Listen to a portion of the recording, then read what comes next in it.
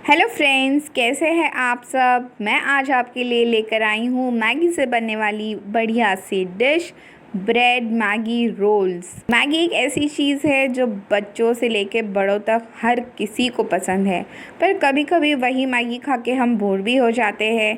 तो क्यों ना कुछ नया ट्राई करें इस मैगी के साथ।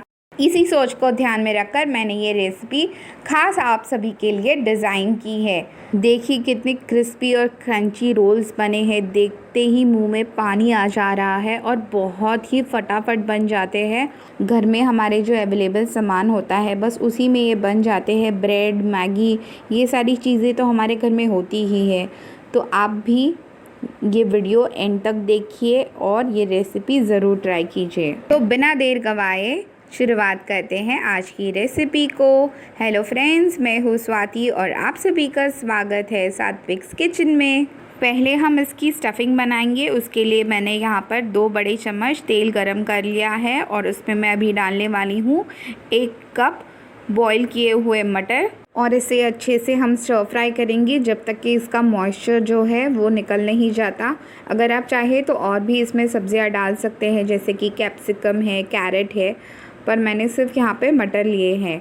अब हम इसमें डालेंगे मैगी का मसाला। जो मैगी के साथ में हमें मसाला मिलता है वो मसाला हम अब यहाँ पर ऐड करने वाले हैं। हमें इस डिश का जो टेस्ट है वो ऑथेंटिक रखना है, इसीलिए हम दूसरे कोई मसाले नहीं ऐड करेंगे।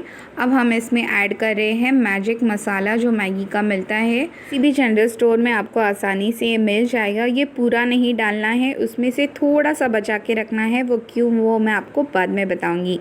लो फ्लेम पे हमें इसे अच्छे से फ्राई कर लेना है, स्टर फ्राई करना है। उसके बाद हमें इसमें थोड़ा सा कश्मीरी लाल मिर्च का पाउडर हमें डालना है। इससे बहुत ही अच्छा कलर आएगा इस फिलिंग को। ये जो डिश है आप एज अ स्टार्टर बना सकते हैं, या फिर अचानक से मेहमान आ जाए तो भी आप बना सकते हैं। बच्चे अचानक से ज़िद करने लगे कि चटपटा खाना है तो आप फटाफट से बनाकर उनको दे सकते हैं। अब हम इसमें डालेंगे हमारा मेन इंग्रेडिएंट, वो है मैगी।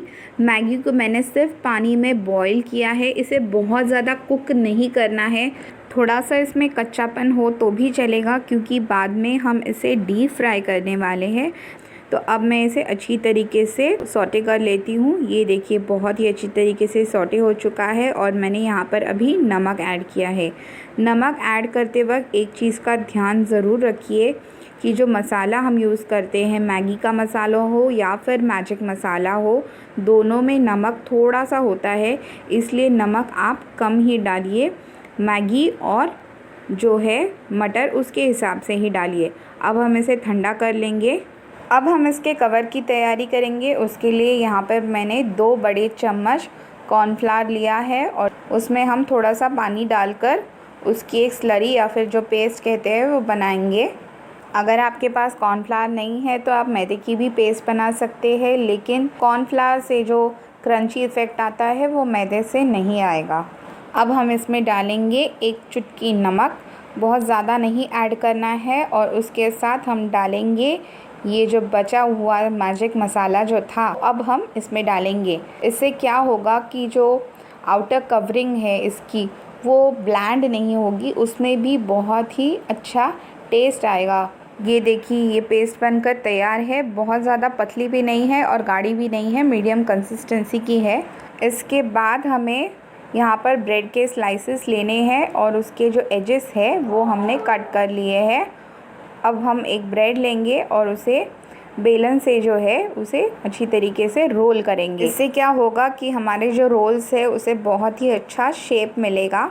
इसके बाद हम इस पर थोड़ा सा पानी लगाएंगे, थोड़ा सा इसे मॉइस्ट करेंगे ताकि जो है ये इसमें अच्छे से बाइंडिंग आ जाए। फिर से एक बार एक रोल कर लेते हैं। हमने यहाँ पे जो फिलिंग बनाई है उसे मैंने बहुत ही अच्छी तरीके से ठंडा कर लिया है और अब हम उसे अच्छे से फिल करेंगे। ब्रेड के बीचों बीच हमें ये फिलिंग करना है और अच्छे से दबा के इसे फिल करना है ताकि अच्छे से बैठ जाए अंदर। आपको मेरी ये रेसिपी कैसे पसंद आ रही है, अच्छी लग रही है या नहीं, प्लीज़ मुझे कमेंट करके ज़रूर बताइएगा। मेरे चैनल को सब्सक्राइब कीजिएगा, शेयर कीजिएगा वीडियोस को, और प्लीज़ ज़्यादा से ज़्यादा लाइक्स दीजिएगा। अब मैंने यहाँ पे साइड से, दोनों साइड से थोड़ा सा पानी लगाया है और अब हम इसे आसानी से आराम से रोल करेंगे। थोड़ा थोड़ा प्रेस करते जाना है, साइड से, कॉर्नर से हल्का हल्का प्रेस देना है और ये अच्छी तरीके से रोल्स बन जाएंगे आराम से। उसकी दोनों साइड्स भी सील कर लेनी है हमें। ये देखिए कितना बढ़िया सा रोल बनकर तैयार हो चुका है। अब हम जो है इसी तरीके से बाकी के रोल्स भी बना लेंगे। ये देखिए मैंने सारे रोल्स बना लिए हैं। यहाँ पर अब हम इसके कोटिंग की तैयारी करेंगे। इसके लिए पहले से ही मैंने कॉर्नफ्लावर का जो पेस्ट है वो तो बना ही लिया है और यहाँ पर मैंने ली है सेवैयाँ। ये अनरोस्टेड यानी कि बिना भुनी हुई सेवैयाँ है, यही आपको लेनी है। ये आपको आसानी से मार्केट में मिल जाएगी। अब हम एक रोल लेंगे और उसे अच्छी तरीके से इस पेस्ट में डिप करेंगे। चारों साइड से अच्छी तरीके से रोल कर इसे लेना है और इसे जो है सेवैयाँ में कोट कर लेना है। ऊपर से भी सेवैयाँ डालते जाना है अच्छी तरीके से। सारी साइड्स जो है वो कोट होनी चाहिए सेवैयों से। सेवैयाँ पसंद है तो मैंने सेवैयाँ की बहुत ही बेहतरीन रेसिपी सेवैया कस्टर्ड कटोरी बनाई है और उसकी लिंक मैं आपको डिस्क्रिप्शन बॉक्स में दे दूँगी। ये देखिए ये कोट हो चुका है और अभी इसी तरीके से मैं बाकी के रोल्स भी बना लेती हूँ। यहाँ पर मैंने तेल गरम कर लिया है, तो फ्लेम है वो लो टू मीडियम के बीच में कर दी है और एक एक करके हम इन रोल्स को यहाँ पर छोड़ेंगे तेल में। बहुत ही लो फ्लेम पे इनिशियली आपको ये तलना है, बाद में आपको मीडियम फ्लेम्स पे इन रोल्स को तलना है।